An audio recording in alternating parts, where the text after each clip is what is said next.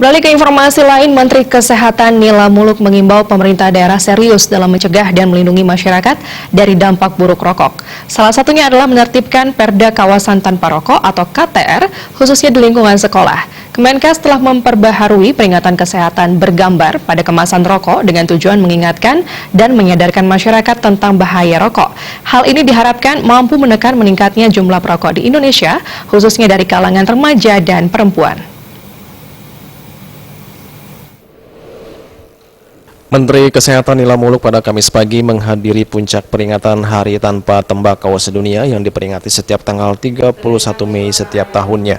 Acara puncak peringatan Hari Tanpa Tembakau Sedunia kali ini dihadiri perwakilan dari kepala daerah dari berbagai wilayah di Indonesia.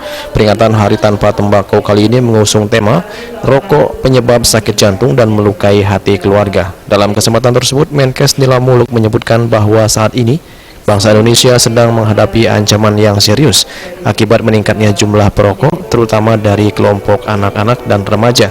Seperti diketahui, saat ini jumlah perokok remaja usia antara 15 hingga 19 tahun meningkat 2 kali lipat, dari 12% di tahun 2001 menjadi 23,1% di tahun 2016. Peningkatan jumlah perokok remaja ini tentunya akan berpengaruh tidak baik bagi kelangsungan bangsa Indonesia ke depan, apalagi dalam upaya mencapai bonus demografi di tahun 2030 mendatang.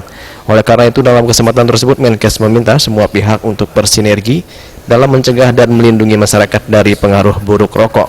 Menkes juga meminta pemerintah daerah, baik itu provinsi dan kabupaten kota, untuk mengeluarkan perda tentang kawasan tanpa rokok (KTR), khususnya di lingkungan sekolah atau tempat proses belajar mengajar.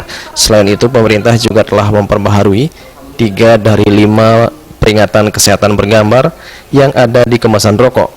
Langkah ini dianggap efektif dalam mengedukasi masyarakat akan bahaya dan dampak dari merokok, sehingga dengan demikian diharapkan akan mampu menekan jumlah perokok di Indonesia. Banyak dari kabupaten kota juga memperhatikan KTR di sekolah dan juga memotivasi anak-anak sekolah untuk tidak merokok. Saya agak sedikit mengharapkan betul kalau ini menjadikan suatu contoh yang baik dan ke kabupaten-kabupaten atau kota-kota lain juga mau menirukan ini. Itu satu. Kedua, kita selalu mengingatkan bonus demografi tadi yang saya sebutkan. Saya kira kita menginginkan tentunya usia produktif ini adalah betul-betul yang produktif, yang sehat. Kalau enggak, kita akan kehilangan peluang bonus demografi ini.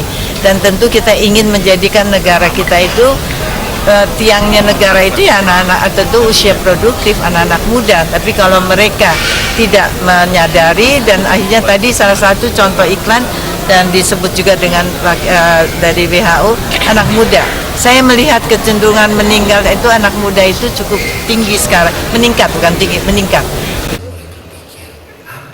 Berdasarkan data dari Kementerian Kesehatan menunjukkan penyakit kardiovaskuler seperti jantung dan stroke setiap tahunnya menjadi pembunuh nomor 1 dan 2 terbesar di Indonesia. Dan salah satu faktor penyebab dari penyakit tersebut adalah rokok. Sementara itu, Organisasi Kesehatan Dunia WHO juga telah menyatakan bahwa tembakau adalah produk yang setiap tahunnya mengakibatkan lebih dari 7 juta kematian.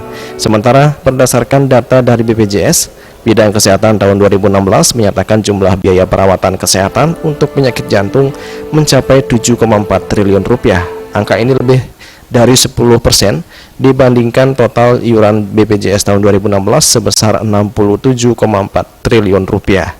Besarnya kerugian ekonomi yang diakibatkan oleh rokok membuat pemerintah bekerja keras untuk menyadarkan masyarakat akan bahaya rokok bagi kesehatan.